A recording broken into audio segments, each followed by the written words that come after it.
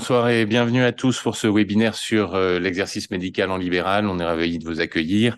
Euh, Avec moi sur ce plateau, le docteur Benoît Fégé. Bonsoir. Bonsoir. Vous êtes médecin ORL à Angoulême et président de l'URPS Médecins. Et oui, Le docteur Stéphane Laché-Fougère. Bonsoir. Bonsoir, je suis ORL à Bordeaux et membre de l'URPS médecin. Bonsoir à vous. Et le docteur Jean-Luc Delaban. Bonsoir. Bonsoir à tous. Médecin généraliste à Bordeaux. En visio, pour nous accompagner également, le docteur Didier Simon. Vous êtes médecin généraliste à Mont-de-Marsan. Bonsoir, oui, vice-président de l'URPS des médecins libéraux Nouvelle-Aquitaine et maître de stage. Le docteur Franck Berger, vous êtes néphrologue à Périgueux. Oui, bonsoir et coordonnateur d'ESP pour l'URPS, médecin libéraux Nouvelle-Aquitaine. Le docteur Ludovic Lemoin, vous êtes généraliste à Moutier-Roseille dans la Creuse. Voilà, votre micro n'est pas ouvert, mais on a entendu vous nous dire quoi? On a vu Bonsoir. vous nous disiez quoi? Et doit nous rejoindre également le docteur Michael Frugier, qui est généraliste au Vigan, au sud de Limoges. Voilà, différents départements de la région qui sont représentés. Pour ma part, Emmanuel Bataille, directeur de l'URPS Médecins, je suis ravi de vous accueillir. Donc, on voulait effectivement parler de l'exercice médical en libéral, le démystifier, parce que souvent ça fait peur. Docteur Fégé, c'était la volonté de sortir effectivement de ces inquiétudes, de ces appréhensions. c'est la volonté de l'URPS de démystifier l'exercice libéral et de aussi accompagner les jeunes médecins qui veulent se lancer dans cette aventure, et qui est une aventure, je pense, heureuse pour beaucoup. On va peut-être le voir avec notre première vidéo. Ce webinaire est monté avec des témoignages et des débats qui vont suivre derrière et un débat final auquel vous pourrez participer. Effectivement, dans ce webinaire, nous nous avons nous avons abordé différentes thématiques, hein, le pourquoi de l'installation, quelle motivation, les appréhensions, l'organisation, et à chaque fois des petits reportages qui ont été réalisés auprès de médecins dans différentes parties de la région, avec notamment qui ont été réalisés par notre journaliste Héloïse Bajou, que je tiens à remercier, et je tenais à préciser qu'à la préparation de ce webinaire étaient intervenues Marjorie Martin et Margot Espine.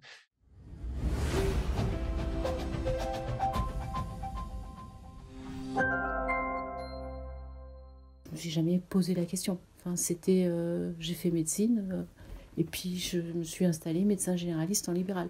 Mais parce qu'il y a 20 ans, on n'avait pas trop le choix. Voilà, donc c'était dans l'ordre des choses.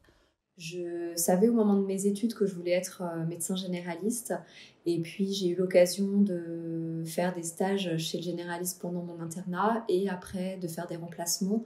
Et c'est donc comme ça que je me suis installée. Donc c'était pas évident au premier abord, et puis après j'ai aimé le contact avec les patients, j'ai aimé l'équipe aussi médicale et paramédicale. Donc je me suis installée en libéral.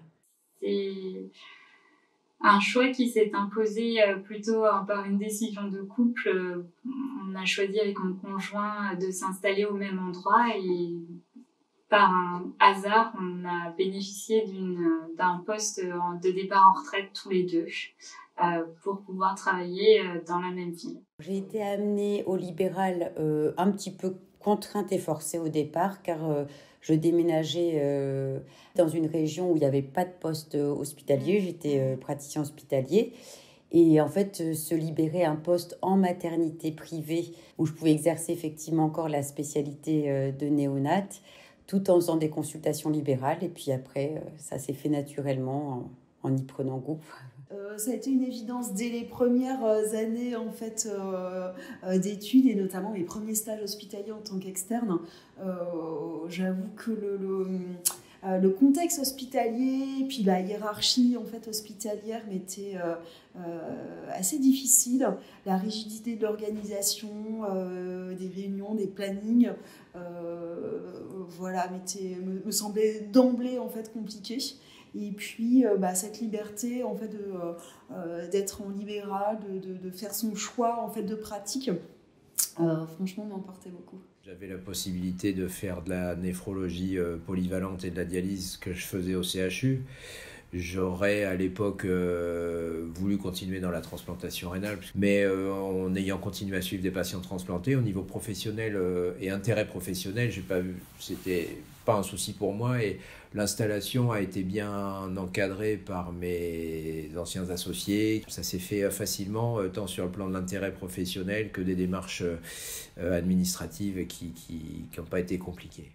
Je me suis occupée surtout d'un court séjour gériatrique et les deux dernières années en fait du salariat, je me suis rendu compte qu'il y avait beaucoup de pression sur les délais d'hospitalisation surtout. Et au fur et à mesure, j'ai bien vu que ça ne correspondait pas du tout à ma vision de la gériatrie et de la prise en charge d'une personne âgée. Et parallèlement à ça, j'avais commencé à faire la formation sur la prise en charge des troubles du sommeil. Donc ça a été l'occasion de me lancer sur les troubles du sommeil chez la personne âgée et le libéral en fait. Je voulais être médecin traitant, je voulais exercer la médecine libérale. Ensuite, on avait un projet un petit peu atypique et particulier avec ma collègue. On a voulu une structure qui préserverait et notre bien-être, et le bien-être de la planète, et le bien-être de nos patients qui viendraient consulter. Et en fait, le libéral nous a permis d'avoir en fait la liberté d'innover et de créer, et ensuite d'exercer comme on le souhaite. Ça permet de choisir ses collègues. Ça permet de choisir son degré d'investissement où on le souhaite dans les exercices coordonnés. En fait, il y a un équilibre entre ses envies, le projet qu'on monte et en fait comment est-ce qu'on le finance par son activité à trouver. On voit dans ces différents reportages, effectivement, Dr Fégé, que être en libéral, c'est être porteur de sa propre vision, de faire ses choix. C'est ce qui ressort des témoignages. Mais déjà, je vois que les témoignages montrent des gens heureux, ce qui est déjà bien. Moi, personnellement aussi, je me suis installé en libéral et je ne regrette pas d'avoir fait toute ma carrière en libéral. On voit que la qualité du travail est préservée. Et je confirme, moi, je n'ai pas diminué mon potentiel de spécialité, de spécialiste. J'ai pas été frustré dans mon exercice. J'ai continué l'activité que j'avais comme chef de clinique en étant ensuite médecin libéral. Donc c'est déjà un choix qui permet de maintenir un projet professionnel, mais aussi c'est un choix d'organisation de ces activités et le choix de éventuellement ces niches de spécialisation qu'on peut avoir dans telle thématique, comme ça a été montré lors de cette vidéo, en particulier par notre collègue gériatre qui fait une spécialisation dans sa spécialité. Donc ça montre une certaine souplesse dans l'organisation et l'activité que l'on va mener professionnellement dans un cadre de vie qu'on a choisi aussi. Alors, on va continuer à débattre. Juste pour vous rappeler, bien évidemment, dans tous nos webinaires, il y a des temps de présentation, d'échange, mais l'objectif, c'est de pouvoir vous laisser aussi poser des questions et y répondre. Donc, vous avez sur votre écran de visio le petit bouton Q&R, questions-réponses. N'hésitez pas à poser des questions en cliquant sur le bouton qui est donc en bas, Q&R, de manière à lister les différentes questions que vous auriez à poser. Nous allons les prendre au fur et à mesure et la dernière partie de ce webinaire sera consacrée à pouvoir animer les échanges à partir de vos questions. Donc, on évoquait effectivement cette qualité de travail, cette choix de vie. Docteur Delabant, la pénurie de médecins aujourd'hui, c'est aussi une opportunité quand même propice pour définir ces modalités de travail, même quand on rejoint un cabinet existant, parce que ça peut être là aussi une inquiétude de rejoindre des associés déjà en place. Absolument. Hein. Vous avez bien compris que le libéral, c'est un peu la liberté, c'est-à-dire le choix de vouloir un peu exercer la médecine qu'on veut exercer, avec la qualité de vie qu'on veut y associer, le temps qu'on veut consacrer au métier, le temps qu'on veut consacrer à la famille, au loisir.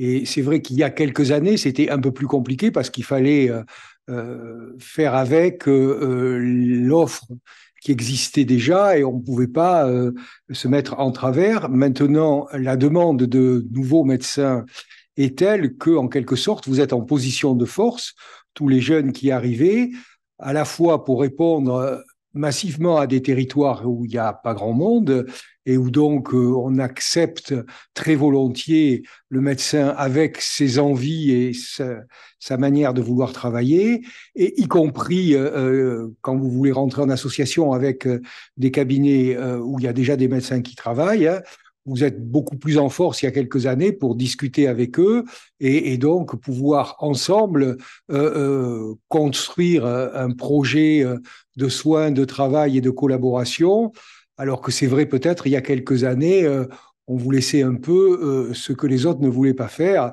parce que la demande était pas importante et l'offre était forte. Et les choses se sont inversées. Merci de ces précisions. Docteur Stéphane Laché-Fougère, vous avez plusieurs fois, vous êtes prêté à l'exercice d'aller rencontrer des internes justement lors de journées organisées par les universités. Ces moments ont été riches justement de questionnements, d'échanges sur les retours d'expérience dont ils étaient très preneurs. Oui, absolument. Et il se pose beaucoup de questions. On s'en posait déjà nous-mêmes quand on s'est installé, quand on était jeune, hein.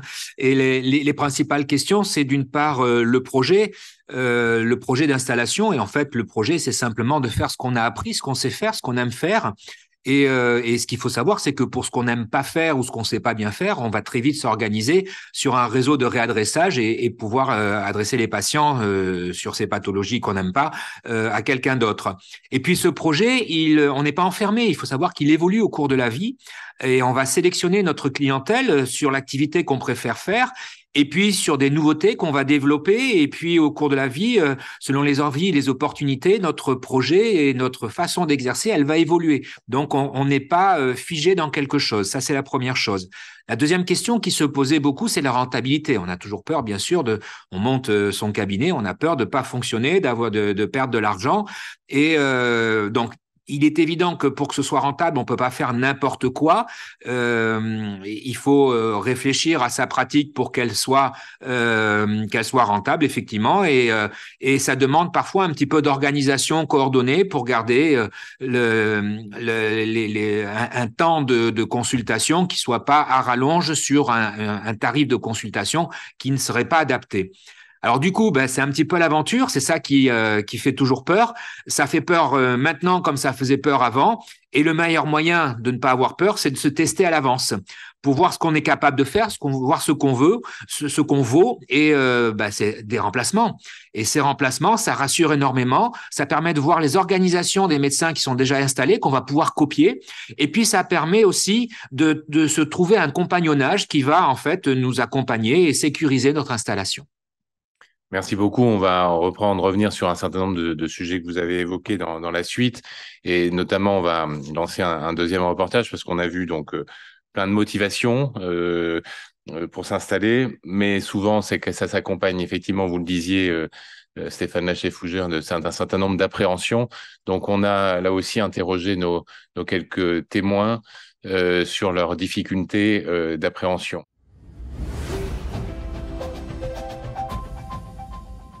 Pas beaucoup. Il y a beaucoup de demandes de toute façon, en fait, médicales. Donc j'appréhendais pas en fait le manque de travail. Et ensuite par rapport, j'appréhendais pas.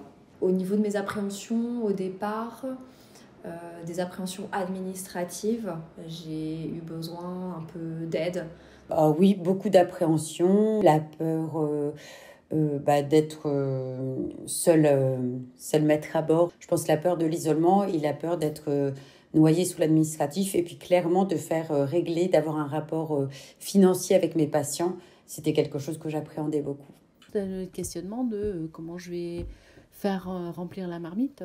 Est-ce que j'aurai suffisamment de patients pour vivre Voilà, c'est essentiellement ça, oui. Bien sûr, on avait des appréhensions. Pendant le cursus, on fait très peu de stages en libéral. Donc oui, on appréhendait, ça fait peur de devoir être, entre guillemets, performant ou rentable. Et c'est vrai que c'est pas du tout ce qu'on nous demande au final.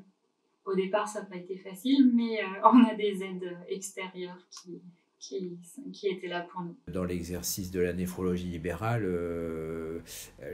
la patientèle est souvent mise en commun puisqu'il s'agit de patients dialysés. Donc on est plutôt nombreux, c'est pas un exercice solitaire. Et puis j'avais à l'époque aussi des copains qui se sont installés en même temps que moi, donc les démarches on les a fait ensemble.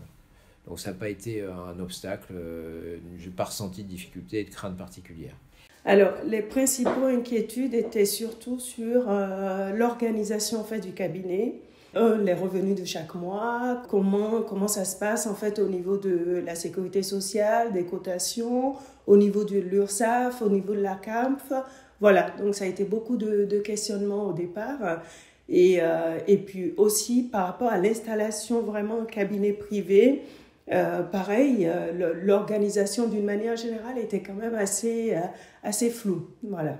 Oui, alors il y avait des questionnements. Il y a forcément. Alors moi j'étais remplaçant auparavant, donc j'étais déjà sensibilisé à la comptabilité. Et en fait moi j'aimais bien ça. Ensuite, par rapport aux éventuelles angoisses que je pouvais avoir sur la viabilité financière de la structure, nous on a choisi en fait d'avoir le moins de frais possible.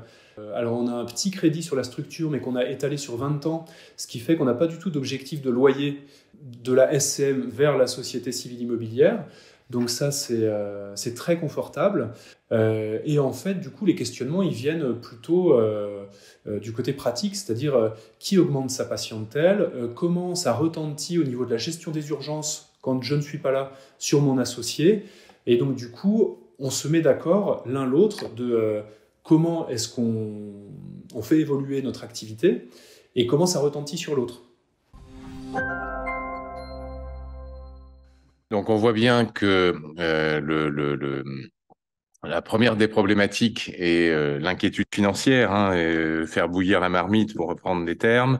Or, la démographie médicale quand même aujourd'hui, elle est favorable à l'installation. Il n'y a pas d'inquiétude pour remplir la salle d'attente, la patientèle. Docteur Fégé, mais il faut faire attention à où on s'installe. On ne peut pas s'installer n'importe où, n'importe comment. L'installation, c'est un tout, c'est-à-dire que c'est à la fois un projet professionnel, mais aussi un projet de vie avec son conjoint ou sa conjointe. Donc, de cadre de vie, de choix, donc il n'y a pas que... il faut être bien dans sa peau pour pouvoir bien travailler. Donc, c'est important de bien aussi démystifier, se rassurer en sachant qu'on va avoir un champ possible d'activité. Et bon, on n'est pas formé du tout à ça, mais il faut faire une étude de marché, entre guillemets, de la zone de recrutement potentielle que vous allez avoir pour monter votre activité. Et ça permet de choisir ensuite si on va dans telle région, dans telle ville, dans telle et même telle association, telle pratique, telle hyperspécialisation qui est possible ou pas. Et l'autre chose, c'est qu'il ne faut pas croire qu'on est enfermé à vie dans un premier choix, par exemple, d'installation. Il est toujours possible d'avoir une autre installation plus tard, parce que la vie évolue. Moi, personnellement, j'ai été formé comme interne et chef à Poitiers. Je suis parti m'installer pendant 30 ans à Brest, et au bout de 30 ans, j'ai changé. Je suis venu à Angoulême, où je suis à exercer depuis bientôt 5 ans. Donc, tout ça, suit son cours. Donc, il ne faut pas croire que puisque vous allez vous installer comme médecin généraliste ou comme médecin spécialiste dans tel endroit, vous êtes bloqué pendant toute votre carrière. Vous pouvez toujours bouger et faire évoluer votre carrière et votre lieu d'exercice pour différentes raisons. Donc, toujours pour rester sur l'aspect financier, docteur Delabant, il faut quand même aussi bien distinguer les honoraires qu'on va percevoir et ce qui va finir dans la poche du médecin réellement. Oui, voilà, pour le dire autrement, il faut éviter de confondre chiffre d'affaires et bénéfices. La plupart de ceux qui vont s'installer là arrivent quand même du salariat. Et donc, quand vous êtes salarié, vous avez un salaire net sur lequel figure un salaire brut. Et puis, il y a aussi les charges patronales que paie la personne qui vous salarie. Donc tout ça, c'est compris dans vos honoraires auxquels il faudra aussi que vous rajoutiez les frais du cabinet, etc. Donc ce qui est un peu difficile d'appréhender souvent la première année, c'est que ces charges, elles sont calculées et elles sont payées l'année d'après par rapport aux revenus de l'année d'avant. Donc, il faut vraiment être assez prudent. Et la première année, il vaut mieux mettre de côté un peu d'argent, en gros la moitié de ce que fait comme recette votre cabinet pour pouvoir faire face aux charges qui vous seront demandées l'année d'après. Et après, ça va se lisser dans le temps et ça va être beaucoup plus facile. Donc, c'est vrai que la philosophie est un peu différente. N'étant plus salarié, vous devenez un chef d'une micro-entreprise la plupart du temps. Donc, ça veut dire qu'il faut prendre quelques précautions. Déjà, avoir un compte bancaire dédié à votre exercice et séparer tout ce qui est de la vie du cabinet, donc des factures ou des achats pour le cabinet, de votre vie courante avec des comptes donc bancaires séparés, prendre le réflexe de garder des factures aux charges que vous connaissez, puisque en tant que remplaçant, vous en avez entendu parler, hein, que sont l'URSSAF, la CAMF. Vous avez aussi des charges professionnelles qui sont obligatoires, comme l'assurance responsabilité civile professionnelle, comme il sera aussi conseillé de prendre une assurance pour ce qu'on appelle la perte d'exploitation, c'est-à-dire que maintenant, vous savez, quand vous êtes malade, vous êtes couvert maintenant un peu par le régime général, comme tout le monde, mais quand même, il faudra prendre des assurances complémentaires parce que il y aura les frais du cabinet qu'il faudra continuer à payer si jamais vous êtes malade. Donc, il y a des petites choses à prendre en plus. De la même manière, il faut faire attention si vous vous mariez, par exemple, hein, parce que vous devenez le patron d'une PME. Hein, donc, en cas de divorce, il vaut mieux avoir fait un contrat parce que ça risque à vous coûter très cher. Voilà. Il faut aussi organiser le cabinet. Vous avez entendu parler tout à l'heure par les intervenants de SCI, de SCM. Hein. Voilà. Benoît va vous détailler ça un peu dans le détail, un peu plus précisément. Ça va dépendre aussi de quelle forme de médecine vous exercez, seul, en groupe, si vous avez de gros plateaux techniques ou si vous êtes juste un médecin dit de consultation et d'acte intellectuel. Mais il y a plein de choses. Alors, il ne faut pas être effrayé de tout ça. Il faut quand même avoir un peu, hein, je reprends ce que disait Ludovic tout à l'heure, il vous a déclaré qu'il avait du goût pour la comptabilité, mais il faut quand même ne pas rester complètement étranger à tout ça, parce que ça a du sens de gérer quand même correctement sa barque. Mais vous pouvez être accompagné, soit par le compagnonnage, soit par, bien sûr, les experts comptables, mais aussi par les associations de gestion agréées qui, au début, pour quasiment gratuitement, vous aident et vous conseillent sur toutes ces problématiques-là. Oui, c'est vrai. Dans le cabinet, il y a deux choses à voir. Il y a le fonctionnement. Et si on est en association, en général, c'est des SCM, c'est Sociétés Civiles de Moyens. C'est-à-dire que c'est le plus petit dénominateur commun qui est mis sur les frais de fonctionnement du cabinet, les charges de salaire, les frais courants, etc. Et puis, il y a des règles de pondération selon son activité, etc. On ne va pas rentrer plus dans le détail. Pour ceux qui sont inquiets, qui ont une vision, qui sont inquiets et qui préfèrent un espèce de salariat, il y a les SEL, c'est-à-dire qu'on se salarie soi-même dans une société qui s'appelle la Société d'exercice libéral. Et donc, on se donne un fixe et si le trop plein, il va dans le compte qui est un peu bloqué. Mais ça a un avantage aussi de défiscalisation d'une partie de ces revenus parce que vous touchez, vous payez des impôts que sur la partie que vous reversez comme salaire. Et il faut éventuellement faire évoluer cette SEL, votre salaire, entre guillemets, en fonction de vos besoins au cours de la vie. Donc ça, c'est une solution qui peut être conseillée. Et il y a le côté immobilier qui est à séparer. Il y a qui est sous la forme du SCI, c'est une société civile immobilière, le plus souvent, avec des parts entre les associés. il faut quand même avoir des parts assez équilibrées. Sinon, c'est source de conflits plus tard. Si vous avez un associé qui a toutes les parts de la SCI, au bout d'un moment, vous allez peut-être avoir l'impression que le loyer, il est pour lui et que vous en profitez pas. Donc, il faut penser dans toutes ces associations, tous ces contrats, je dirais entre guillemets, aux éléments qui vont fâcher et donc aux conflits potentiels de rupture de contrat. Donc, c'est pour ça que on peut pas faire n'importe quoi et que il faut être accompagné. Mais ça, là aussi, il y a des juristes qui peuvent vous accompagner. Et comme l'a dit Jean-Luc, les associations de gestion agréée peuvent vous aider dans ces démarches et le compagnonnage et aussi l'ordre veille à la qualité des contrats. Donc, c'est aussi un élément important à prendre. Alors là, je parle un peu pessimiste, hein, c'est-à-dire des choses qui vont fâcher, mais le plus souvent, ça se passe bien quand même.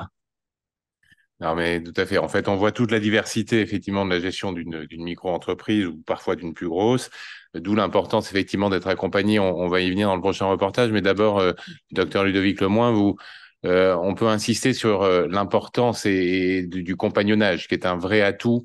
Vous pouvez nous en dire quelques mots? Oui, du coup, on a parlé de techniques d'installation, de statut juridique, de type de contrat, et ça, c'est pour des personnes qui se destinent à s'installer, ou en tout cas qui réfléchissent à s'installer. C'est des notions qui sont très abstraites quand on vient notamment d'un milieu hospitalier ou d'un salariat. Et c'est vrai que le fait de s'acculturer progressivement par le compagnonnage, par le fait d'être entouré de médecins libéraux qui vous ressemblent, c'est très important. Donc du coup, moi, j'ai pas vécu mon installation comme un saut dans le vide et une découverte d'un seul coup de toutes ces notions. Déjà, dès mon internat, j'avais questionné mes maîtres de stage sur leur type d'installation, leur comptabilité. Ensuite, j'ai été remplacé dans des structures qui me ressemblaient, qui allaient vers de la formation et vers un fort niveau de coopération entre les médecins. Et donc, du coup, très rapidement, j'ai été dans cette culture des contrats, des statuts juridiques d'installation. En fait, c'est quelque chose qui s'est fait progressivement. Et en fait, les médecins, il faut bénéficier de l'expérience des médecins seniors qui vont être vraiment très avides d'explications. En fait, c'est vraiment un pan du métier qui vont adorer vous expliquer et partager. Et du coup, en fait, voilà, bénéficier au-delà de toutes les aides des institutions qu'on peut bénéficier, il faut vraiment aller vers des médecins qui vous ressemblent pour aller leur poser des questions, quoi. Alors, on va repartir justement vers nos médecins témoins pour évoquer l'autre dimension, hein. On parlait des inquiétudes financières, mais ce sont aussi les contraintes administratives. Donc voilà, à quelles ressources ont-ils eu recours pour y faire face? On les laisse s'exprimer.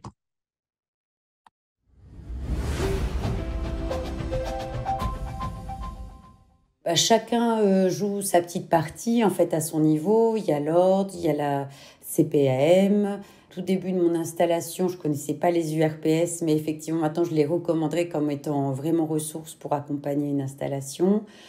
Maintenant il y a toutes les ressources web, voilà, il y a vraiment plein d'outils. Puis aussi les groupes de FMC. Je pense que là se tourner vers ces professionnels qui sont déjà qui ont un peu de bouteille, c'est chouette. Voilà, de pas trop attendre, se faire aider en fait, c'est surtout ça, se faire entourer d'un bon comptable, de collègues avec qui on échange sur nos habitudes et pratiques. Je pense que c'est de pas rester seul justement qui fait qu'on s'en sort bien et qu'on est rassuré. Ce qui m'a beaucoup aidé, ça a été effectivement les premières rencontres avec les délégués de CPAM qui m'ont donné des indications effectivement sur les cotations, comment ça se passait. Donc ça, effectivement, ça a été d'une grande aide. Mais ce qui a le plus apporté, ça a été quand même la collaboration avec d'autres médecins qui étaient dans le libéral, à qui je pouvais poser des questions au jour le jour sur mes difficultés, qui pouvaient m'apporter des réponses et m'orienter ou pas. Donc ça a surtout été ça. On est assez rassurés par les autres collègues, on a des autres professions qui nous aident, les comptables, les avocats, enfin voilà, il y a le conseil de l'ordre aussi nous a aidés pas mal dans les démarches. J'ai été aussi un petit peu accompagnée par mon directeur de thèse et puis par des co-internes. Au niveau purement installation, je sais qu'à l'époque, ce qui m'a aidé, c'est d'avoir un comptable pour me conseiller, parce qu'ici, on est en zone de revitalisation rurale. Je me souviens avoir été aidée aussi par la caisse primaire d'assurance maladie qui m'avait reçue en rendez-vous. Il ne faut pas se faire non plus une montagne de tracasseries administratives. Non, mais après, c'est vrai que ce qui peut dédramatiser l'installation, c'est le fait qu'on a un statut d'adjoint, un statut d'assistant, le statut de collaborateur, avant d'être associé. Et c'est vrai que là, on propose aux médecins de, allez, tu mets un pied, tu regardes, tu vois, ça te plaît pas, ça te plaît pas, tu t'en vas, ça te plaît, tu t'associes. Voilà, donc ça peut être une aide. En fait, avec ma collègue, on avait tous les deux déjà rénové une maison en matériaux écologiques avec les artisans du secteur, et en fait, on a beaucoup d'amis artisans, ce qui était vraiment assez simple au niveau de la mise en œuvre. Et en fait, la moitié de ce qu'on a aujourd'hui ici, c'est pas notre idée. En fait, c'est des idées qui sont venues au fur et à mesure avec les artisans et qui se sont vraiment impliqués dans le projet. Et en fait, quand on regarde le budget, comme on a mis, nous, la main à la pâte, qu'on a fait appel à des artisans du coin et pas à des grosses boîtes, en fait, on a vraiment maîtrisé les coûts. Au final, on a 200 mètres carrés pour au moins 4 médecins à temps plein. Voilà. Et ça nous a coûté largement moins cher que les devis des maisons de santé pluridisciplinaires qu'on peut voir passer. Ensuite, pour tout ce qui est financement, c'est les banquiers, mais les banquiers du secteur, en tout cas, quand on est en Creuse, nous ouvrent les bras de façon assez surprenante. Alors nous, développer ce style de webinaire pour faire connaître la façon dont on s'est installé, en quoi ça consiste, les pièges à éviter, il n'y en a pas vraiment, mais les choses à anticiper. C'est sûr que les cotisations URSSAF, ça peut faire peur au début si on n'y est pas préparé. Et le partage d'expériences avec des gens qui sont installés dans des domaines différents, exercices en cabinet seul, c'est de moins en moins le cas, mais en groupe, en structure de ville ou dans des établissements de taille plus importante. Donc il y a autant de cas de figure que de disciplines différentes. Donc c'est là que l'URPS peut aider en mettant en contact des gens, des médecins de disciplines différentes, dans des exercices différents et dans des territoires différents.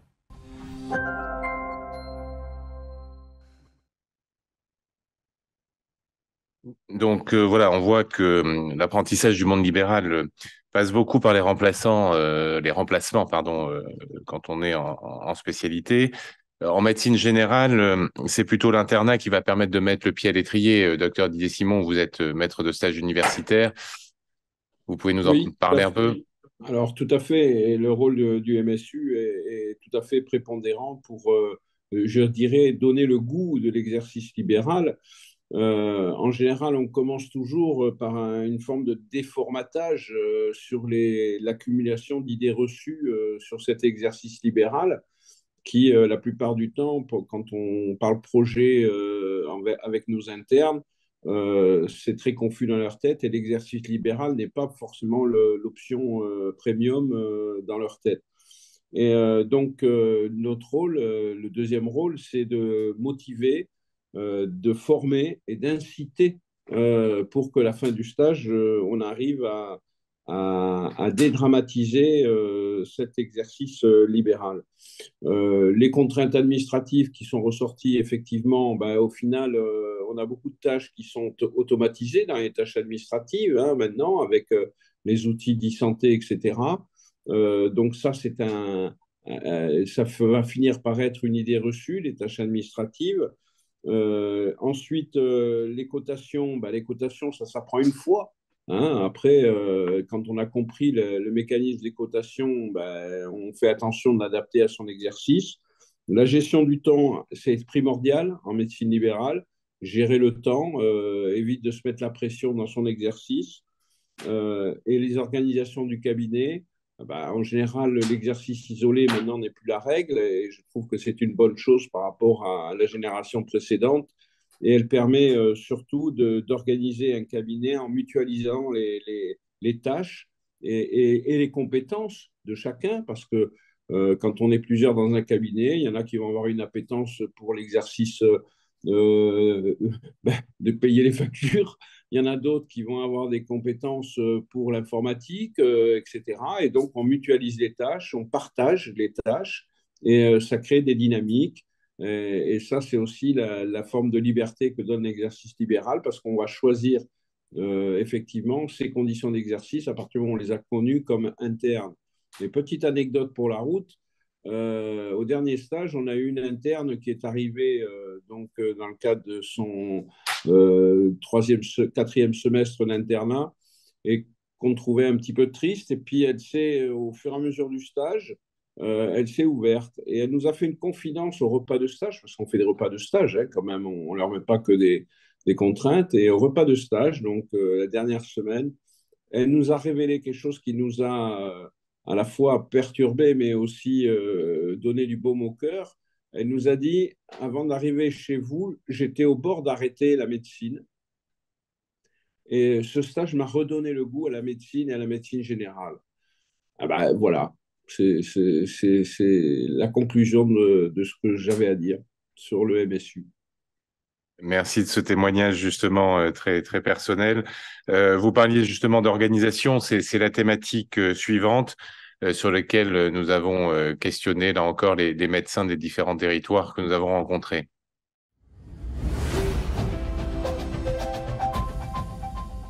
J'ai beaucoup travaillé en fait en salariat pendant une dizaine d'années. Je me suis lancée dans le libéral depuis 2018. L'énorme avantage en fait du libéral, c'est quand même la liberté d'organisation. Sur le plan financier, on a besoin d'un minimum d'activité quand même pour arriver à régulariser les charges et avoir un salaire nous-mêmes. Mais cette liberté quand même d'organisation est très importante. Et ça, effectivement, c'est ce qu'on ne retrouve pas du tout dans le salariat. Alors ici, c'est le seul centre de néphrologie et dialyse de Dordogne. Avec un centre lourd qui est situé donc à la clinique Francheville à Périgueux, puis des antennes et des unités de dialyse médicalisées qui sont situées à Bergerac, Ribérac et Montignac-Lascaux, où on est amené à consulter, à se déplacer à tour de rôle avec mes associés pour voir les patients qui sont en dialyse là-bas et faire des consultations avancées aussi dans ces secteurs. Je travaille à la fois en clinique, en maternité et aussi dans un cabinet de consultation libéral. Je travaille en maternité 1 jour par semaine et 1 week-end par mois sous forme d'astreinte. Et ensuite, je travaille aussi dans un cabinet de consultation sur les 4 pavillons, mais aussi sur Bouliac, dans un espace de santé avec d'autres professionnels de santé. La régularité, je pense que c'est la clé, et l'organisation, c'est la clé pour s'en sortir. Je suis installée depuis 2013 et je suis en association. Alors il est vrai en fait que ma première expérience en libéral, ça a été le remplacement. J'ai travaillé dans plusieurs cabinets, je trouve que c'était intéressant en fait de voir les différentes organisations. Et c'est vrai que j'ai toujours pris un temps en fait d'organisation dès le départ. Organiser en fait par exemple des favoris pour la cotation, favoriser en fait la numérisation, en fait la programmation des courriers. C'est un temps, j'ai toujours consacré du temps en fait à ça, et ce qui m'a libéré du temps sur plein de choses au final. Et donc j'ai pris une assistante en fait il y a quelques années, et maintenant je suis avec en plus une secrétaire, donc on est 3 en fait à travailler, et c'est vrai que du coup je fais quasiment que du médical, et je suis ravie de travailler aussi en équipe pour essayer d'avancer ensemble. Je suis installé en cabinet de groupe avec un autre médecin généraliste à Moutier-Roseille, donc c'est un petit village à côté d'Aubusson dans le sud-est de la Creuse. Je suis aussi médecin à Zalé et président de la CPTS Sud-Est Creuse. Alors du coup, l'idée était de pouvoir travailler à temps partiel, parce qu'on a tous les deux une famille à côté, des activités associatives et puis des activités d'enseignement et de coordination aussi qu'on a envie de réaliser pleinement, et pas dans l'urgence, et pas le soir et le week-end. Et donc j'articule en fait mon activité avec l'activité de ma collègue qui elle complète les jours où je ne suis pas là et gère mes urgences. Et c'est très important dans une installation d'être sur la même longueur d'onde avec ses associés par rapport à comment on travaille, et en gros le rapport à l'argent. Et en fait, du coup, les questionnements, ils viennent plutôt du côté pratique. Alors, moi, je travaille en libéral. On est 4 chirurgiens digestifs. On est tous les 4 indépendants. On fonctionne en équipe pour les astreintes et week-ends. Je travaille vraiment en binôme avec ma secrétaire et ça, c'est très appréciable. J'ai vraiment un partenaire pour mes prises en charge en consultation exceptionnelle et elle est formée à toutes les petites spécialités que je fais et du coup, c'est vraiment un atout. Un franc avantage. C'est vrai qu'en libéral, le terrain de la consultation, il nous est propre. Et voilà, si on a la chance d'avoir quelqu'un avec qui on peut travailler en vrai binôme, franchement, ça change les journées par rapport à quand j'ai travaillé dans le public. Je travaille dans un cabinet de groupe, on est 3 médecins. Le cabinet est intégré à une MSP avec un cabinet kiné, un cabinet infirmière. On a une psychologue du travail, une infirmière azalée, la pharmacie, un podologue. Voilà. Et c'est une MSP avec multisite, puisqu'on n'est pas tous dans le même bâtiment. Pour un jeune, travailler en exercice coordonné, c'est immense l'appui, le soutien qu'on peut avoir grâce aux autres professionnels médicaux et paramédicaux.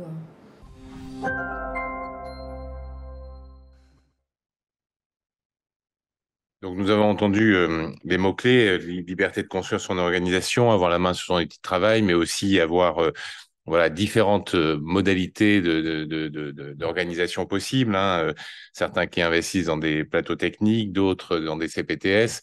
C'est toute cette richesse qu'apporte le libéral, docteur Simon, vous qui là aussi être, je crois, pas mal investi sur des activités pluriprofessionnelles et des organisations territoriales. Oui, tout à fait. Bon, nous, notre unité de base, c'est une MSP-like. Hein. On n'a pas demandé notre validation, mais on fonctionne exactement pareil. Donc déjà, ça veut dire qu'il faut des organisations à notre niveau, organisation, répartition des tâches, avec nos infirmières azalées, en particulier les tâches médicales, hein, qu'on délègue beaucoup à nos infirmières azalées. Les tâches administratives aussi sont réparties, les tâches comptables sont réparties, ce qui fait que ça nous dégage du temps, comme l'a dit Ludovic dans son témoignage, pour effectivement être dans une ouverture vers les autres, une ouverture vers les autres structures. L'organisation de la CPTS, une de nos associées est présidente de la CPTS du secteur. Moi, je suis président du dispositif d'appui à la coordination qui gère donc tous les cas complexes sur le département. Ça nous donne des ouvertures de travail, des libertés d'organisation et sortir d'un quotidien ou de la routine qui pourrait effectivement éviter. Et la routine, elle tue, elle ne contribue pas à l'épanouissement de l'individu, qu'il soit professionnel ou personnel. Et pour nous, c'est important cette organisation que nous mettons en place à chaque niveau de nos investissements. Merci, docteur Ludovic Demoy. On vous a entendu dans les reportages et notamment évoquer la richesse de l'exercice coordonné. Vous souhaitiez témoigner peut-être un petit peu plus avant? Du coup, oui, par rapport à la richesse des exercices coordonnés. Alors, au-delà de se coordonner déjà entre nous au sein d'un cabinet entre plusieurs médecins, ce qui est déjà un exercice coordonné sur comment est-ce qu'on gère l'urgence, comment est-ce qu'on est complémentaires entre nous. C'est vrai que donc ça va représenter le noyau dur en fait de notre exercice et autour de cet exercice vient se greffer de plus en plus d'exercices coordonnés avec d'autres professionnels. Donc là, il y a le travail avec les infirmières azalées qui a été expliqué et qui va permettre, en fait, notamment avec les infirmières azalées qui sont positionnées sur plusieurs cabinets, de fédérer en fait des actions communes entre plusieurs cabinets, de travailler de la même manière avec cette infirmière azalée. On arrive aussi en fédérant localement en fait des maîtres de stage autour de terrains de stage communs à créer en fait une dynamique de formation avec une réflexion autour de l'attractivité, autour de l'accueil des internes et des nouveaux arrivants sur les territoires. Et bien sûr, avec là l'exercice en CPTS qui va se généraliser, En fait, ça va permettre vraiment de fédérer des professionnels de tout type de profession en lien avec la santé et surtout de se rencontrer et de communiquer entre nous, d'organiser des formations communes pluriprofessionnelles. Et en fait, ça participe vraiment, le fait de communiquer entre nous, au bien-être au travail et au bien-être des soignants. Et, euh, et du coup, ça permet de mettre en commun des outils entre différentes structures.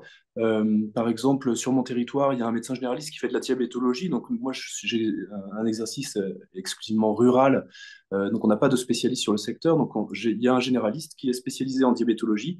Et en fait, il se positionne au niveau de la CPTS pour recevoir nos patients de diabétologie. On a la même chose en gynécologie et en acupuncture. Donc, en fait, on met en commun des compétences entre différents sites. Et du coup, c'est vrai qu'on disait tout à l'heure que l'exercice isolé euh, était aujourd'hui une exception.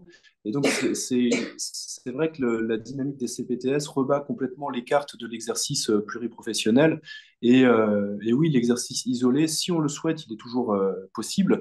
Mais en tout cas, on va vraiment vers beaucoup de communication, beaucoup de coopération. Et en fait, ça participe vraiment à notre bien-être. Merci de toutes ces précisions, sachant que dans le quotidien du cabinet, il y a aussi de nouvelles professions qui arrivent. Docteur Stéphane Laché-Fougère, le rôle de l'assistant médical, vous en avez un aujourd'hui dans votre cabinet d'ORL? Oui, donc l'assistant médical, c'est quelqu'un qui va vous permettre de faire des choses dans votre cabinet, c'est-à-dire par exemple préparer une consultation, faire des petits actes techniques, ou faire de l'administration aussi, faire de la stérilisation. Bref, tous ces petits gestes qui vont en fait décharger le médecin de certaines actions qui sont chronophages. Et le but, finalement, c'est quand même de faire plus de consultations. C'est quand même ça le but final de l'assistant médical. Et d'ailleurs, c'est organisé dans ce sens avec la sécurité sociale, c'est-à-dire que si vous ne faites pas plus de consultations, vous n'aurez pas les forfaits distribués par la sécurité sociale. Parce que ils savent, la sécurité sociale, ils savent que ce ne sera pas rentable si vous n'augmentez pas votre nombre de consultations. Donc, c'est une organisation à penser. Ça, quand on prend un assistant médical, on doit savoir exactement qu'est-ce qu'on va lui faire, quels sont les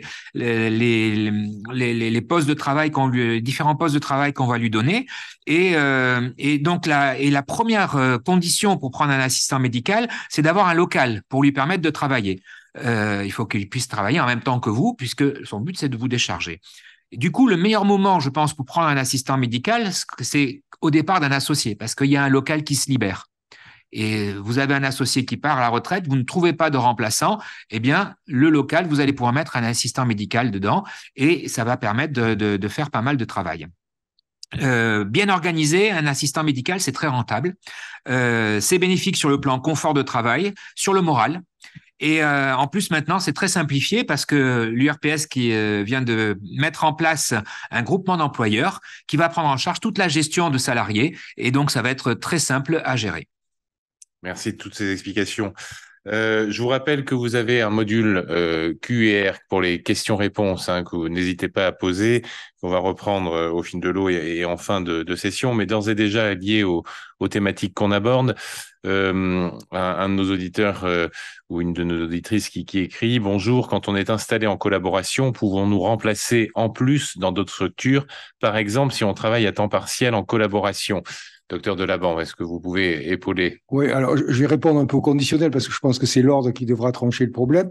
Mais à mon avis, quand on a un contrat de collaboration, la loi, c'est que c'est le contrat qui fait la loi. Donc, si rien n'est précisé dans le contrat, s'il n'y a pas de clause de non-concurrence ou voilà, je vois pas ce qui l'interdirait, sauf à aller travailler peut-être dans le cabinet d'à côté ou de remplacer le médecin d'à côté. Bon, il faut demander à l'ordre, mais si vous êtes à temps partiel, je vois pas qu'est-ce qui pourrait vous empêcher de faire des remplacements dans le temps partiel où le collaborateur vous emploie pas. Donc oui, sur toutes ces questions effectivement liées à l'activité, à l'installation, l'ordre est vraiment le partenaire au quotidien. Une autre question. Bonsoir, je suis radiologue, je ne fais que des remplacements, j'en suis tout à fait satisfaite. Toutefois, je suis sollicité pour m'associer. Quel serait l'intérêt pour moi de m'associer professionnellement, personnellement, économiquement? Docteur Fégé.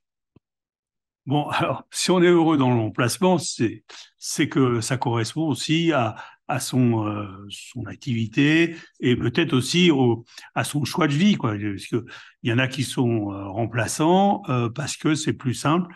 Si l'engagement dans une installation, bah, c'est dans une certaine durée. Si vous êtes avec un conjoint qui a un métier où tous les 4 ans il faut qu'il déménage, change de région parce que son métier l'oblige à bouger, bah, c'est sûr qu'une installation libérale peut être un peu difficile.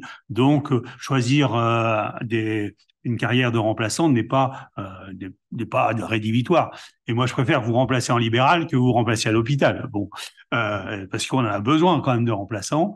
Maintenant qu'on soit sollicité, c'est un peu logique. Au bout d'un moment, euh, euh, si vous êtes un remplaçant régulier, on souhaite quand même que vous intégrez un peu plus la structure et vous prenez plus de responsabilités. Un remplaçant, on lui dit de faire ça, il fait ça. Il est un peu coincé. Je dirais, il n'a pas de choix dans l'organisation du cabinet, l'organisation de la gestion, le choix des investissements. Il a pas son mot à dire entre guillemets. Il vient, il repart. Donc, au bout d'un moment, on a aussi peut-être envie d'avoir son mot à dire, et c'est peut-être ça qui intéresse à s'associer. Et puis les gens qui vous aiment bien, puisque vous les remplacez régulièrement, ben, ils vous disent bah, ce serait bien que vous soyez associés et que vous participez à notre structure. Ça renforce aussi la structure. L'intérêt financier, bah, c'est que vous touchez les bénéfices du cabinet et pas que la redevance qu'on vous redonne. Donc, ça dépend de la structure juridique qu'a le cabinet aussi. S'il y a des rétrocessions de la SCI sur la SM, vous avez un intérêt financier, des fois, à vous engager un peu plus. Alors, souvent, on demande des participations quand on s'engage. Mais en fait, de plus en plus, vous trouvez des associations sans avoir beaucoup de frais financiers à engager. Hein. Moi, quand je me suis installé, c'est sûr qu'on payait le successeur, la succession, on payait les parts de clinique, on payait tout un tas de trucs qui maintenant sont plus négociés. Donc, les tarifs d'association sont quand même moins chers. Et puis, il faut voir que on investit dans son outil de travail. Donc, c'est aussi un choix on investit comme on investit dans sa maison, plutôt que de payer des loyers, eh ben, on investit dans son outil de travail. Et c'est en ça que sert aussi l'association. Donc, c'est un plan à long terme un peu plus qu'à court terme. Merci de ces réponses. N'hésitez pas une fois de plus à poser vos questions, vos compléments, vos interrogations, vos inquiétudes. Nous sommes là pour y répondre. La dernière séquence vidéo aborde ce soir la question justement de la formation pour se lancer en libéral. On regarde ça.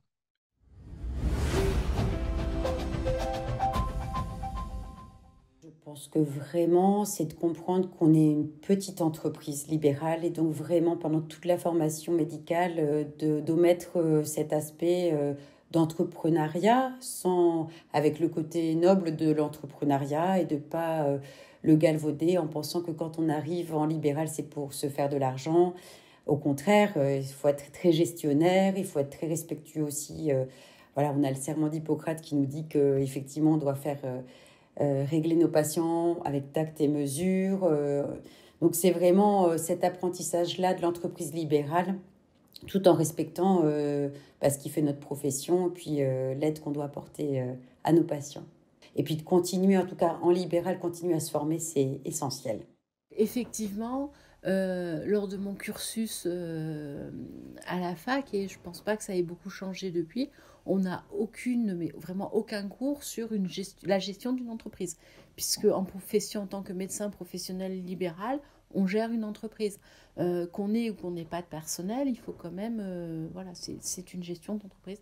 Et ça, on n'a pas de formation. Alors, il nous manque beaucoup justement des formations sur l'organisation d'un cabinet. Donc la gestion, le management, on a des secrétaires. Aujourd'hui, on a la possibilité d'avoir des assistants médicaux. On peut avoir d'autres professionnels avec qui on travaille.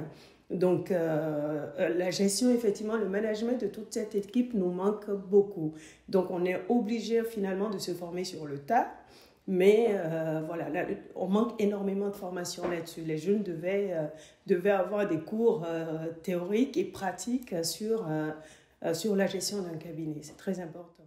Je pense que j'aurais aimé avoir ce qu'ont les étudiants actuellement, là, le parcours thèse, un fil rouge, parcours thèse avec des rencontres entre eux et avec des médecins installés. Et donc ça, je pense que ça aurait pu m'aider, oui. Au niveau des études, moi j'ai pu faire un seul stage, c'était dans une mutualité en fait, donc c'est pas vraiment non plus du libéral pur. Je pense que ça manque vraiment parce que comme dans les CHU, voilà, la cause est acquise pour le CHU, le libéral est des fois mal vu. Et ça reflète une mauvaise image aux internes, ça peut faire peur sur le fait de se dire qu'on est peut-être tout seul en libéral. Et ces professions-là, notamment en chirurgie, on ne peut pas faire ça tout seul dans son coin. On a toujours besoin d'un collègue pour venir nous aider ou de quelqu'un pour l'astreinte. Enfin, voilà. Alors, je suis très heureuse en fait de cette maîtrise de stage parce que enfin j'ai un interne en fait qui est avec moi là sur 3 mois. Donc, je suis ravie de ça. Et il m'a dit en fait au bout de 2 jours qu'il était ravi, que ça lui donnait en fait plein d'envie et plein d'idées en fait pour s'installer. Donc ouais, ça je pense qu'il faut, et heureusement en fait ça va être vraiment mis en place en fait dans 1 an. Ça va être obligatoire pour les internes en dermatologie. Et donc oui, c'est ça qu'il faut faire. J'aurais même l'idée en fait que les externes aussi. Ah oui, c'est sûr que dans la formation qu'on suivait et qu'on suit, je ne sais pas si actuellement c'est toujours le cas, mais on n'a rien sur l'encadrement administratif, les relations avec les caisses, le fonctionnement d'un cabinet libéral, les charges inhérentes, comment fonctionne un secrétariat, la transmission des actes, enfin bon bref, oui, tout ça, c'était c'est pauvre. On n'a aucune formation durant notre cursus d'externe et d'interne, et même de chef de clinique, donc là, c'est des choses qu'on découvre au moment de s'installer. Et c'est vrai que toutes les actions qu'on peut mener en faisant connaître ce qu'on fait au sein de l'URPS peut être un plus pour les jeunes ou les moins jeunes qui ont eu un exercice strictement hospitalier et qui souhaitent s'installer. C'est vrai que c'est une aide.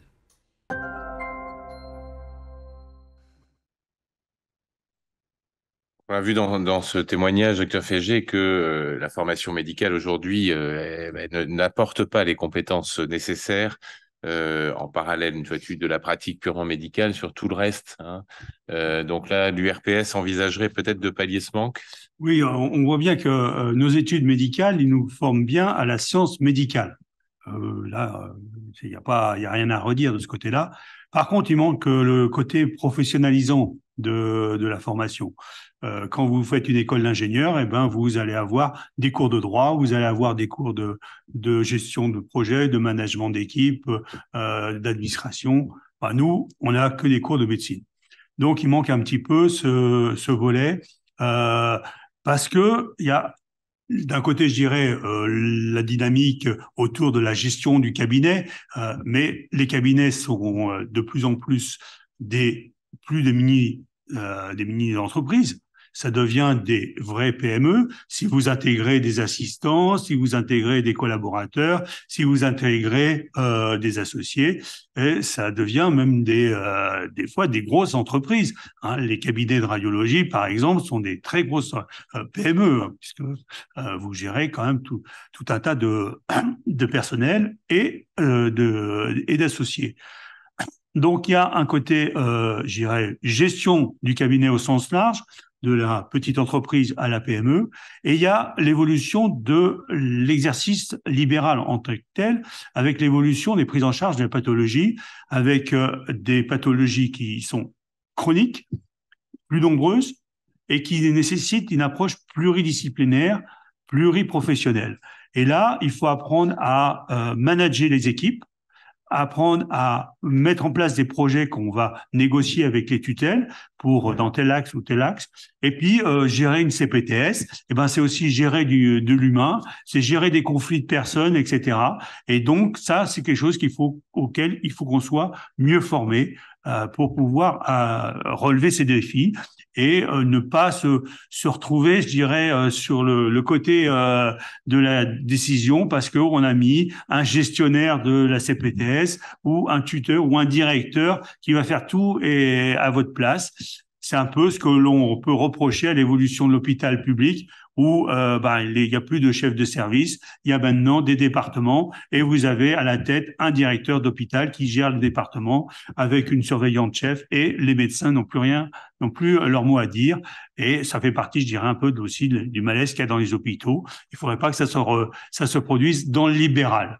Donc, c'est une idée que l'on a de développer ce côté professionnalisant en attendant que peut-être qu'avec la 4e année de médecine générale, les départements de médecine générale vont mettre plus un focus sur ces thématiques.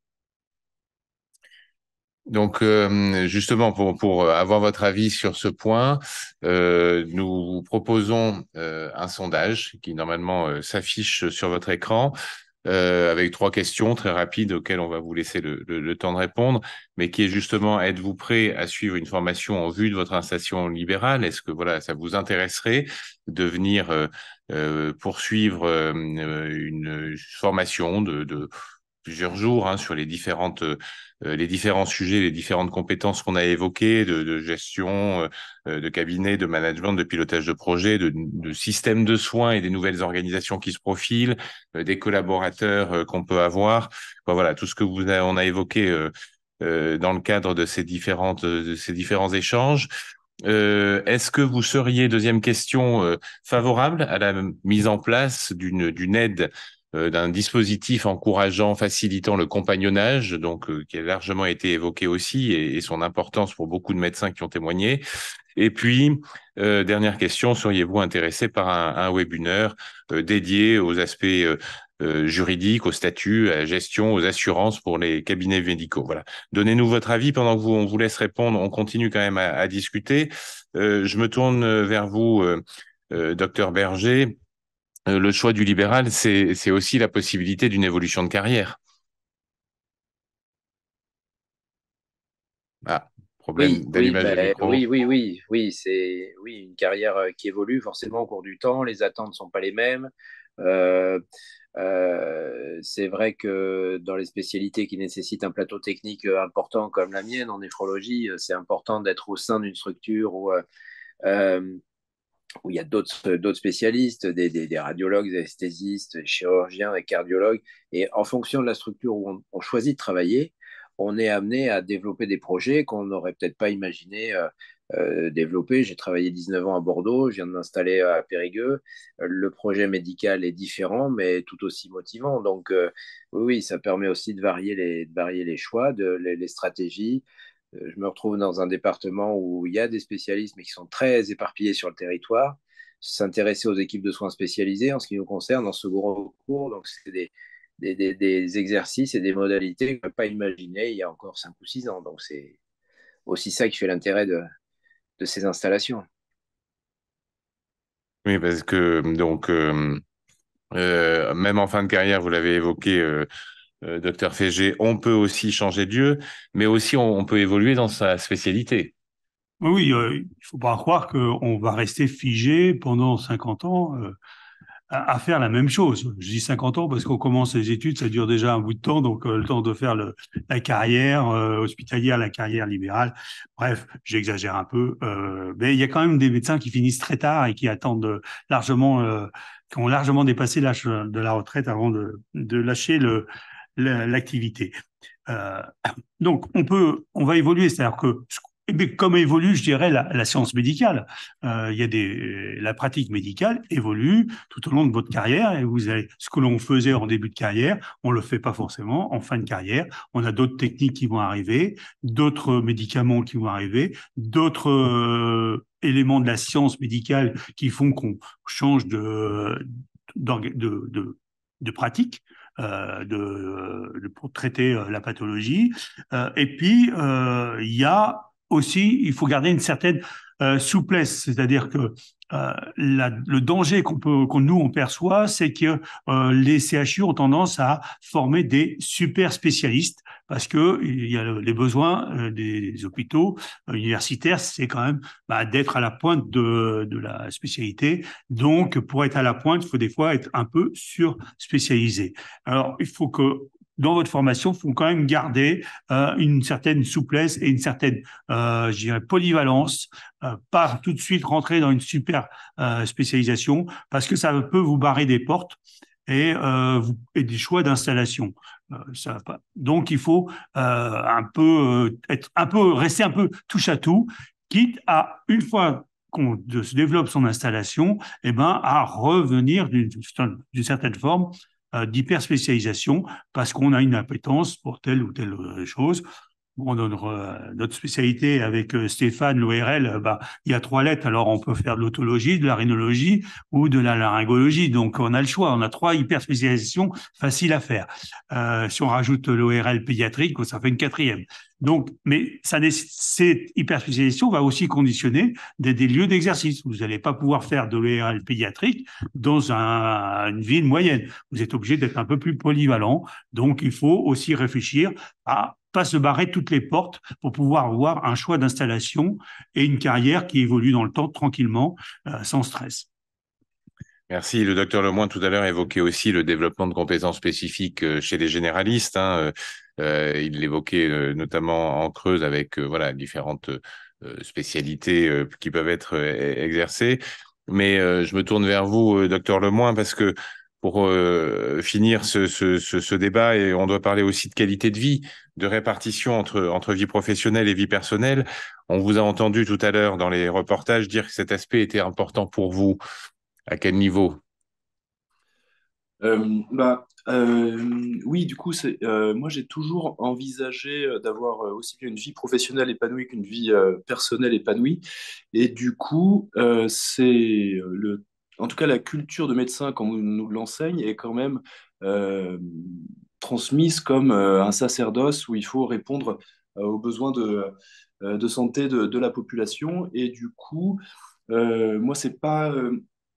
En tout cas, j'ai préféré monter une structure qui permettait de répondre aux besoins de la population, tout en préservant ma qualité de vie. Mais du coup, ça va de pair avec beaucoup de choses. Déjà avec de choix de collègues qui me ressemblent et qui sont d'accord pour accepter ma façon de travailler au sein du cabinet. Donc souvent, ce sont aussi des médecins qui travaillent à temps partiel. Ça va de pair avec des réunions en journée plutôt que de les caler le soir et le week-end. Donc ça aussi, ça va avec le temps partiel. Et ça va aussi avec une gestion du nombre de consultations, du temps de consultation, du coût des revenus, et en balance avec les frais de la structure. Donc nous, comme je le disais, on a choisi d'avoir vraiment de travailler avec un minimum de frais, ce qui nous permet d'avoir ce degré de liberté, de ne plus être dépendant en fait de notre nombre de consultations. Donc forcément, on travaille, on doit quand même voir un certain nombre de patients par jour pour la viabilité de la structure, mais je travaille peut-être 2 fois moins que certains collègues qui sont autour de moi. Mais c'est comme ça que j'envisage ma qualité de vie. En fait, ça peut être critiqué. Moi, je le vois plus comme je suis un médecin en plus à temps partiel sur le territoire que en fait un demi-médecin en moins. Parce que si je travaille différemment, en fait, je ne vais pas rester sur cette structure et sur ce territoire, quoi. Si je travaille plus, en tout cas, ça ne va pas me satisfaire et je vais aller chercher un autre équilibre. Du coup, l'exercice libéral me permet d'avoir le nombre de consultes que je souhaite, le nombre de jours de travail que je souhaite, les frais que je souhaite, que je mets en équilibre.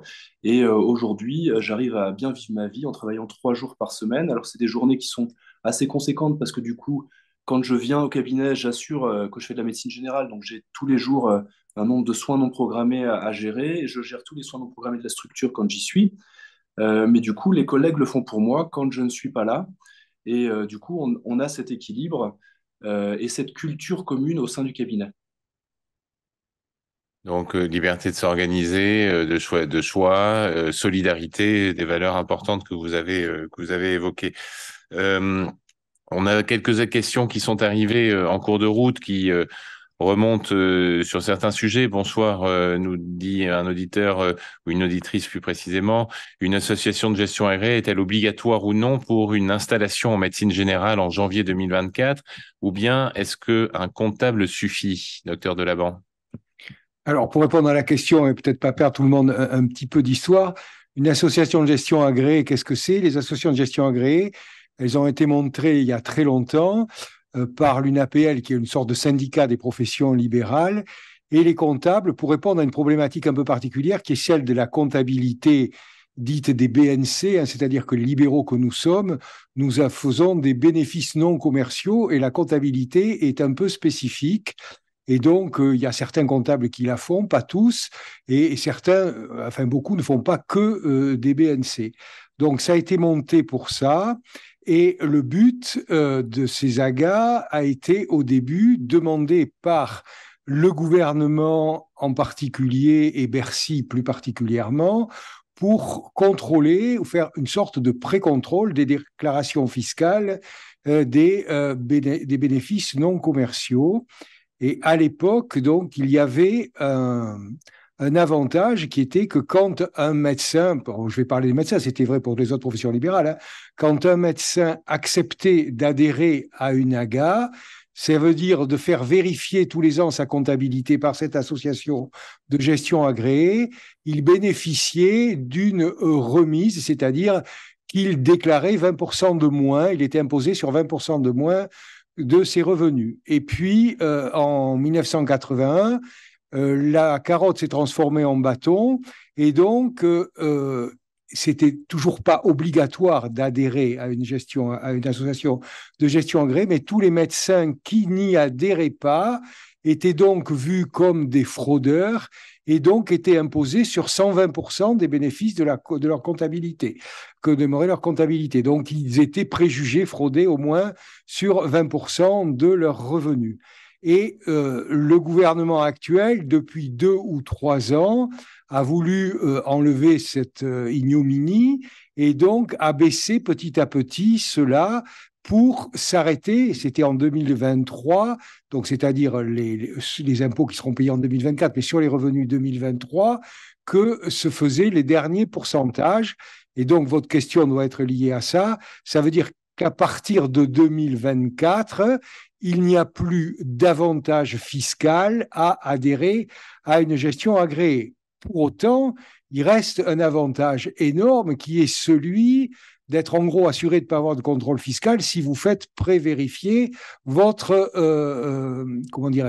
votre comptabilité par une association de gestion agréée. Pour le dire de manière différente, ça veut dire que le fisc va évidemment contrôler en premier tous les médecins qui se sont sortis des associations de gestion agréées, puisqu'ils n'ont plus de vérification de leur comptabilité. Alors après, ça ne sert pas qu'à ça, hein. L'association de gestion agréée, c'est pour une petite cotisation, des conseils fiscaux, comptables et juridiques gratuits, hein. Et moi, je crois que la question pour une nouvelle installation en 2024, la question que je poserai, c'est est-ce que ça vaut le coup de prendre un comptable pour sa première année d'installation et est-ce que ça ne suffit pas de payer simplement, ce qui doit vous coûter 10% du prix du comptable, l'association de gestion agréée. Mais après, donc, il n'y a aucune obligation, comme il n'y en a jamais eu aucune, d'adhérer à une association de gestion agréée. Donc, vous pouvez aussi bien en 2024 qu'avant ne pas adhérer avec le risque et les contraintes, hein. Alors après, il y a des comptables qui aiment bien les associations de gestion agréées parce qu'en gros, ils sont assurés de ne pas faire de conneries puisque ce qu'ils vous disent et votre déclaration est validée par l'AGA. Et il y en a d'autres parce que les AGA, justement, leur disent « Ah oui, mais non, mais ça ne va pas, il faut reprendre, etc. » qui sont assez enclins à vous faire débarrasser de l'AGA pour ne plus avoir de compte à rendre à l'AGA en espérant que vous n'aurez pas un jour à rendre au fisc. Donc, voilà, en gros, donc il n'y a pas d'obligation, hein, je vous le répète, c'est votre choix. si vous me posez la question, est-ce que ça vaut le coup? Pour moi, ça vaut le coup parce que vous assurez, en gros, de ne pas avoir de contrôle fiscal en adhérant à une AGA, ou en tout cas d'avoir beaucoup, beaucoup moins de chances d'en avoir que sans adhérer. Après, le recours à l'expert comptable va dépendre beaucoup de votre envie ou pas de mettre un peu le nez dans votre comptabilité, ou en tout cas de gérer un peu vos affaires, et surtout de la structure que vous avez. C'est clair que vous êtes radiologue, vous rentrez dans une énorme entreprise, vous ne pouvez pas faire autrement. Vous êtes médecin généraliste, je pense que le comptable n'est absolument, surtout en début d'exercice, il n'y a aucune urgence à payer une comptabilité.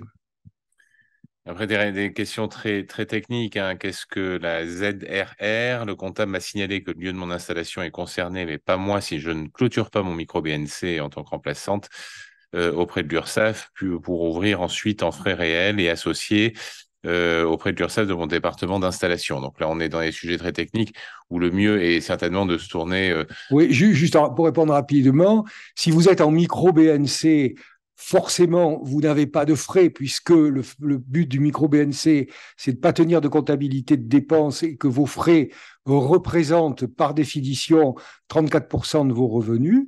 Donc, et de fait, vous ne pourrez pas avoir d'aide sur les frais puisque c'est déjà tout calculé d'avance sans avoir de dépenses. Donc, vous êtes obligé de passer en frais réels si vous pouvez vouloir bénéficier des avantages liés à des zones sous-dotées. Voilà, merci de la réponse. Mais n'hésitez pas à contacter l'URSSAF ou la Caisse d'assurance maladie. Hein, là-dessus, ils sont vraiment d'une aide très, très concrète et pratique. N'en ayez pas peur.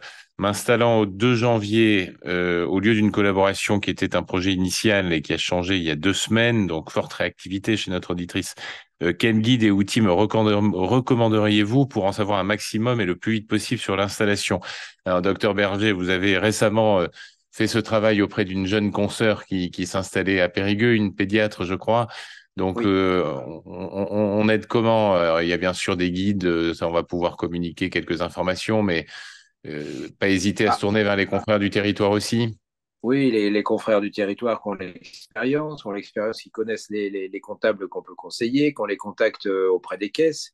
Je sais que moi, l'accueil auprès de la CPM 24 a été top, hein, on est assez encadré. Donc, choisir un bon comptable, éventuellement s'entourer d'un conseil juridique, en parler avec ses collègues qui sont déjà installés dans le coin pour voir comment ils ont fait, de qui ils ont eu besoin. Tout dépend de la structure, soit on est dans un cabinet de groupe de médecine générale ou dans un établissement de soins plus conséquent. Donc voilà, c'est du compagnonnage, faut pas hésiter à aller chercher les renseignements et les réponses sont assez faciles à trouver. Bon, enfin, dans le cas d'une installation initiale, contact caisse comptable, association de gestion agréée, confrères, on a déjà un ensemble de réponses qui sont complètes, je pense. Oui, et plutôt que de se plonger forcément dans des guides théoriques, là, on est dans le contact humain, des réponses personnalisées à ces questions. Et l'URPS est là aussi pour aider. Il y a aussi d'autres confrères, d'autres professions de santé, kinés, qu'on passe réflexe, hein, et que ce serait bien que nous, on aide à mettre notre pierre à l'édifice pour aider nos jeunes ou moins jeunes qui souhaitent s'installer. On arrive au terme du timing qui nous était accordé, même on l'a largement dépassé, mais voilà, les sujets, les questions sont importantes. On va en profiter quand même pour afficher les résultats du sondage. Alors, j'espère que ça s'affiche. Donc, à la question, êtes-vous prêt à suivre une formation en vue de votre installation libérale pour 56%? Oui, je suis prêt à m'inscrire pour 2024, donc un intérêt pour plus de la majorité des auditeurs qui ont répondu. Oui, mais pas tout de suite, 41%. C'est donc que le projet est peut-être pas encore tout à fait mûr, mais donc voilà, à plus de 97% ou 96% en fonction des arrondis, il y a un intérêt. 4% ont dit qu'ils n'étaient pas intéressés. Deuxième question, êtes-vous favorable à la mise en place par l'URPS Médecins d'un dispositif encourageant le compagnonnage? Oui à 93%. Donc, on voit bien que là, la relation de pair à pair et cette solidarité, cet accueil, cet accompagnement peuvent être quand même des leviers assez importants. 7% ont répondu qu'ils n'étaient pas intéressés à leur niveau, ayant peut-être déjà les solutions en proximité. Troisième question, êtes-vous intéressé par un webinaire dédié au statut, à la gestion et aux assurances pour les cabinets médicaux? Là, vous êtes 100% à avoir répondu oui, donc on sait ce qui nous attend. On vous prépare ça pour très bientôt. Voilà, Benoît Fégé, un mot de la fin? Ben oui, on voit que on va avoir du boulot. Merci par ce sondage, de nous motiver encore plus pour vous accompagner. C'est aussi, il y a aussi un document auquel on a travaillé, qui est notre étude sur l'attractivité de l'exercice libéral, qui nous a permis de faire des recommandations. C'était basé là aussi sur une analyse du terrain, et je vous renvoie à ce document. Dans la boucle, on a oublié peut-être un élément important, c'est les syndicats. Alors, ça vient pas tout de suite, peut-être, mais les syndicats, c'est bien d'être syndiqué, dans le sens où vous avez une aide pour vous défendre, en particulier si vous avez des conflits avec la caisse, eux aussi ont un soutien, et en particulier les syndicats plutôt de spécialité. Ils vous aident aussi sur les cotations, des fois il y a des mutualisations pour l'achat de matériel, il y a des choses comme ça. Donc être syndiqué, c'est aussi rentrer dans une forme de compagnonnage, et c'est important d'avoir il y a le choix. Et c'est important de penser aussi à la case syndicat à un moment dans votre installation. C'est utile. Sur ce, je pense qu'on peut vous remercier d'avoir été nombreux à nous suivre. Et notre Emmanuel, qu'est-ce que tu Juste une dernière question. Voilà. Où peut-on s'inscrire pour la formation 2024 évoquée en question 1? Donc, c'est un projet qu'on doit monter. Donc, on va vous tenir au courant. N'hésitez pas à prendre contact avec nous pour toute question que vous posez sur l'adresse contact@urps-ml-na.org, mais que vous retrouverez de toute façon sur le site internet de l'Union, qui va bientôt faire peau neuve. Voilà, on vous tiendra au courant effectivement à titre d'information, pour tous ceux qui ont participé là. On vous diffusera une proposition pour un webinaire donc dédié, comme on l'a dit, sur la gestion et les aspects juridiques, sur nos actualités. On va diffuser effectivement en replay, sera disponible ce webinaire si vous voulez le faire connaître autour de vous, à vos consoeurs et confrères qui n'ont pas forcément pu être présents ce soir. Et on va diffuser aussi sur les réseaux sociaux des petites capsules, voilà, des témoignages que on vous a passés. N'hésitez pas à le faire connaître. Une fois de plus, l'information, n'hésitez pas à nous solliciter de manière à ce qu'on puisse répondre de manière là aussi personnalisée et appropriée à vos différentes questions ou interrogations.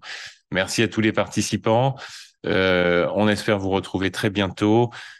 Très bonne soirée et bonne poursuite de vos études et de votre activité. Bonsoir.